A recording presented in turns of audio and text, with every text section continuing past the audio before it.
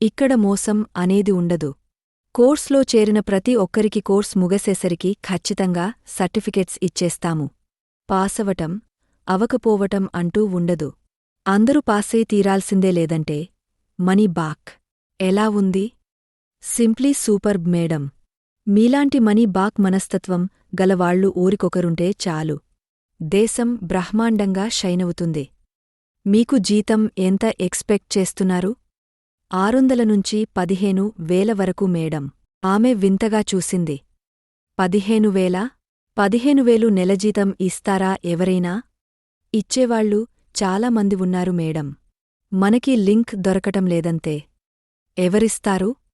ఉదాహరణకి హర్షద్ మెహతా, అంతులేలు, సెంట్రల్ మంత్రులు, ప్రధాన మంత్రులు కొడుకుల కంపెనీలు, విన్భాదాలు, Dawood Ibrahim, single number lottery సంస్థలు. ఎష్ అందామే అతని ధోరణికి అడ్డువేస్తూ.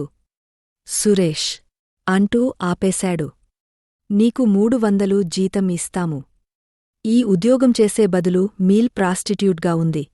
ఎక్కువ డబ్బు సంపాదించవచ్చునుకుంటాను. అందులోనూ డబ్బు రాదు.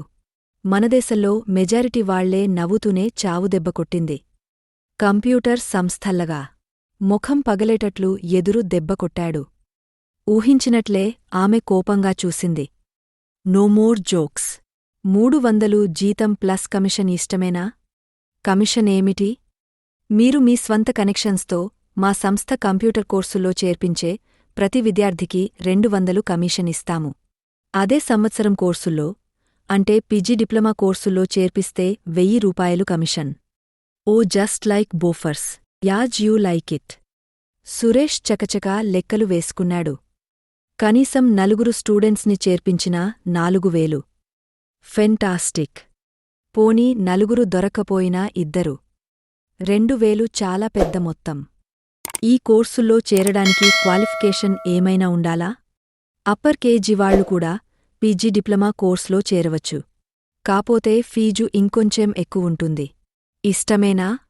ఆల్రైట్. ఎగ్రీడ్. బయట మా కౌన్సిలర్ ఉంది. ఆమెను కలుసుకోండి. లిటరేచర్ ఇస్తుంది. కౌన్సిలర్ పొట్టిగా, గ్లామరస్గా ఉంది. బాగా ముదురు కేసులాగా కనబడుతోంది. హలో, కౌన్సిలర్ మీరేనా? పేరు Maya. Hello Mayaji. Glad to see you. ఆ విషయం కనబడుతూనే ఉంది. టీజింగ్గా నవ్వుతూ అంది. ఎక్కడ కనబడుతోంది? వళ్లంతా చూసుకుంటూ అడిగాడు. Never mind. మేడం ఏం చెప్పారు? లిటరేచర్ ఇమ్మన్నారు. అయితే మీరు సెలెక్ట్ అయ్యారన్నమాట. కంగ్రాచ్యులేషన్. ఇంతవరకు 600 మందిని ఇంటర్వ్యూ చేశారుగాని 2నే సెలెక్ట్ చేశారు. సురేష్కి ఆశ్చర్యం కలిగింది. ఆమె మాటలమీద అనుమానం కూడా కలిగింది. నేను అందరిలాగా కాదులెండి. స్పెషల్ టాలెంట్స్ ఉన్న వాడిని. ఊహూ. అలాగా. అదేమిటో తెలుసుకోవచ్చా? మీరు ఓ కంప్యూటర్ ఇన్స్టిట్యూట్కి యజమానురాలైతే అప్పుడు ఇంటర్వ్యూలో చూపిస్తాను. అప్పటివరకు అవి ఉంటే పెదవి బిగించి నవ్వాపుకుంటూ అంది. తనుహించింది కరెక్టే. ముదురుకేసు. లిటరేచర్ సొరుగులోనుంచి తీసి అతనికిచ్చింది. జూన్ 10 నుంచి కోర్సెస్ స్టార్టవుతాయి. ఈలోగానే మీరు మీ తరపు స్టూడెంట్స్ని చేర్చాల్సి వస్తుంది. ప్లాట్స్కి చేరుకునేసరికి పింకీ ఎడుచూస్తోంది తనకోసమే. తలుపు కొంచెంగా తెరచి చూస్తూ డిమ్ లైటులో. హాయ్. చిరునవ్వుతో పలుకరించింది. హలో. వాళ్ల ప్లాట్కి నడవబోతుంటే అడ్డంగా నిలబడింది. నోనో, లోపలకు రాకూడదు. ఎందుకని? మా ఫ్రెండ్స్ వచ్చారు. పార్టీ జరుగుతోంది. మరి ట్యూషన్? ట్రాష్. ఆ గొడవంతా రేపు. Today is holiday. ఓసారి మీ మమ్మీతో మాట్లాడతాను. ఇంట్లో ఎవ్వరూ లేరోయ్. ఉంటే పార్టీ ఎలా ఇస్తాడనుకున్నా? ఎక్కడికికెళ్లారు? క్లబ్లో ఫంక్షన్కి. ఆమె తలమీదనుంచి మరో 2 టీనేజ్ అమ్మాయి తలలు తొంగచూశాయ్. క్లోజ్ ది డోర్ యార్. ఓ టీనేజ్ అరుస్తోంది. లోపల్నుంచి ఏం? టీవీ గుండె లదిరే బీట్తో వినబడుతోంది. ఎవరెవరున్నారు లోపల? నేను, ఆ ఫ్రెండ్సు. ఏం పార్టీ? నీకెందుకోయ్ అవన్నీ? నువ్వు డ్రింక్స్ తాగవు, స్టార్ టీవీ చూడవు, గేమ్స్ అడవ్. నాకో హెల్ప్ చేస్తావా? ఏమిటి? ఈ పార్టీ సంగతి మా మామ్మీకి, డాడీకి చెప్పకూడదు. చెప్పితేనేం? నేను బాయ్ ఫ్రెండ్స్ని ఇంటికి తీసుకురావటం మమ్మీకి ఇష్టం ఉండదు. My God. లోపల బాయ్ ఫ్రెండ్స్ కూడా ఉన్నారా? ఎష్. ఇద్దరేలే అరవకు. వాళ్లతో కలసి తాగుడు పార్టీయంటే కొంపలు మునిగిపోవు. కండోమ్స్, పిల్స్ అన్నీ స్టాకున్నాయ్. అమ్మమ్మలాగా బిహేవ్ చేయకు ఓకే. ఇదేం తెలుగు సినిమా కాదు. ఊరికే ప్రెగ్నెన్సీలు తెచ్చుకుని భోరున ఏడవడానికి. ఓకే. నువ్విక్కడి దృశ్యాలేం చూళ్లేదు. మామూలుగానే సాయంత్రం వచ్చి నాకు ట్యూషన్ చెప్పి వెళ్ళిపోయావ్. ఎలా ఉంది స్టోరీ? చాలా బాగుంది. కాపోతే ఫినిషింగ్ సరిగా లేదు. ఫినిషింగేమిటో చెప్పు. నేను కళ్ళు మూసుకున్నందుకు నువ్వు నాకో సహాయం చెయ్యాలి. ఏమిటది? మీ డాడీని మమ్మీని వప్పించి నువ్ కంప్యూటర్ ఇన్స్టిట్యూట్లో పీజీ డిప్లొమాలో చేరాలి. ఎందుకు? అది నీకనవసరం. నీ సంగతులేమీ చూడకుండా ఐస్ క్లోజింగ్ అలవెన్స్ అన్నమాట.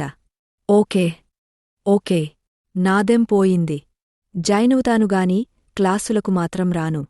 I hate computers. ఓకే. రాకపోయినా ఫర్వాలేదు. నేను మానేజ్ చేస్తాను. ఆమె చేయి బయటకు చాచింది. Thanks for cooperation. చేయి కలిపాడు. అమ్మయ్యా! ఒక గెరాకీ దొరికింది. అంటే 1000 రూపాయలు కమీషన్. డబ్బు సంపాదించటం ఇంత తేలికా? అందుకే అంతా బిజినెస్ అంటారు. శ్రీదేవి తల్లోని మల్లెపూలు ఆ ఫ్లోర్లోని గాలి నంతటినీ మత్తుతో నింపేస్తున్నాయ్. మెట్లెక్కుతుంటే శోభనం గదిలో కెళుతున్న ఫీలింగ్.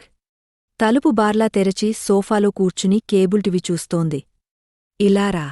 నీకోసమే చూస్తున్నా. ఎంత తప్పించుకుందామనుకున్నా కుదరలేదు. ఏమిటండీ? రాత్రేం చేశారో చూసావా? లేడీ డిటెక్టివ్లా అడిగింది. ఏం చేశారండీ? నువ్ చెప్పిందంతా నిజమే. భోజనం చేసి కారిడార్లో పచార్లు చేస్తున్నారు.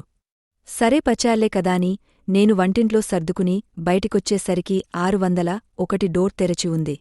అంటే దానర్థమేమిటి? పచార్లు చేస్తూనే 603తో మాట్లాడుతున్నారన్నమాట. అన్నమాటేమిటి? ఉన్నమాటే కోపంగా కసిగా అంది. ఆమె అలంకరణ రోజుకి మరింత రివీలింగ్గా మరింత ఎట్రాక్టివ్గా తయారవుతోంది. సురేష్కి ఆమె వంక చూస్తుంటే గొంతు తడారిపోతోంది. చెమటలు పట్టేస్తున్నాయ్. కాని అంతలోనే భయం. అలా గుచ్చి చూస్తే పసికట్టేస్తుంది. ఏమిటా చూపులు? మేనర్స్ లేదు? అనేస్తుంది. భర్తను ఆకట్టుకోడానికి ఎన్ని తిప్పలు? పరాయి స్త్రీమీద మోజుపడకుండా అడ్డుకట్టలు వేయడానికి ఎన్ని జాగ్రత్తలు? ఆ రాజేశ్వరి సంగతేమైంది? ఇవాళ కూడా కాంటీనులో కలుసుకున్నారా? మళ్ళీ రాజకీయాలే మాట్లాడుతున్నారండీ. తప్పకుండా ఆ భాషలో ఏదో కోడుంది ఉంటుంది. ఈ మధ్య న్యూస్ పేపర్ కూడా చదువుతున్నారండీ. నిజంగానే ఎలక్షన్స్లో నిలబడతారేమో. నువ్వు నాకు టోపీ వేయడానికి ప్రయత్నించకు. నేనేం పిచ్చి దాన్ని కాదు. అబ్బే అలా నేనెందుకు చేస్తానండీ? టెర్రేస్ మీదకు చేరుకున్నాడు. సీక్రెట్గా చేజ్ ముగించి బేకరీ నుంచి తెచ్చుకున్న బ్రెడ్ తినసాగాడు. కూజాలో మంచినీళ్లు ఫుల్గా పట్టి పెట్టినట్లుంది కుమిదిని. కుమిదినిని వల్లో వేసుకోవటం ఆలస్యం అయిపోతోంది. ఆ రోజు గొడవైపోయే సరికి రాత్రిళ్ళు టెర్రేస్ మీదకు రావటం మానేసింది. నష్టం ఎవరికీ? తనకే. అప్పుడప్పుడు ఆమె తెచ్చిచ్చే భోజనం కాస్తా బంద్ అయిపోయింది. వాతావరణం చాలా వేడిగా ఉంది. టాంక్ కింద పడుకోవటం కాబట్టి బ్రతికిపోయాడుగాని లేకపోతే ఆ వేడి భరించటం కష్టం. నిద్రపట్టటం లేదు. కళ్ళు మూస్తే చాలు శీర్షే కనబడుతుంది. వాడెవడో ఆ దుబాయ్గాడు సడెన్గా తనకు విలన్ అయిపోయాడు. ప్రేమకు డబ్బుకి మధ్య జరిగే బై ఎలక్షన్లో ఎప్పుడూ డబ్బే గెలుస్తుంది. ప్రేమకు డిపాజిట్ కూడా దక్కదు. అయినా వాటర్ టాంక్ల కింద కాపురాలున్నోడుకి ప్రేమేంటి అసలు? చిన్నప్పటినుంచి తను కోరుకుందేమి దొరికింది గనుక? ఎలిమెంటరీ స్కూల్లో సువర్చల తనకు చాక్లెట్లు కొనిచ్చే కెపాసిటీ లేదని తెలిసి ఆ రాజుగాడితో జతకట్టలేదు. అందరూ ఫస్ట్ హాన్ పుస్తకాలు, పలకలు కొనుక్కొస్తే తను సెకండ్ హాన్ పుస్తకాలతోనే డిగ్రీ వరకు రాలేదు. అందరూ అడపదడపా కొత్త బట్టలు కుట్టించుకుంటుంటే తను ఒకే జతతో 10th వరకు గడిపేయలేదు. అంచేత అన్ని విషయాల్లోనూ రాజీ పడ్డట్లే శిరీష విషయంలోనూ రాజీ పడాల్సిందే. అంతలోనే ఆశ. ఒకవేళ ఈ కంప్యూటర్ ఇన్స్ట్రక్టర్ ఉద్యోగం సంగతి చెపితే శిరీష వాళ్లక శిరీషను తనకొచ్చి చేయడానికి వప్పుకుంటుందేమో. అంతలోనే నిరాశ. జీతం 300లంటే ఎవరైనా నవ్వుతారు. దానిని ఉద్యోగం అనరు. అడుక్కు తినటం అంటారు. నిద్రపడుతూ పడుతూ ఉంది. గాజుల చప్పుడు వినిపించడంతో మత్తేగరిపోయింది. వంపు సొంపుల ఆకారం గాజుల చప్పుడుతో టెర్రేస్ మీదకొచ్చి అవతలి వేపు టాంక్ల దగ్గరకు నడుస్తోంది. ఇంత రాత్రిలో వచ్చేది కుమిదినే. సడెన్గా తన ఫ్రెండ్ వహీద్ గుర్తుకొచ్చేడు. ఒక్కసారి వాటేసుకో బ్రదర్.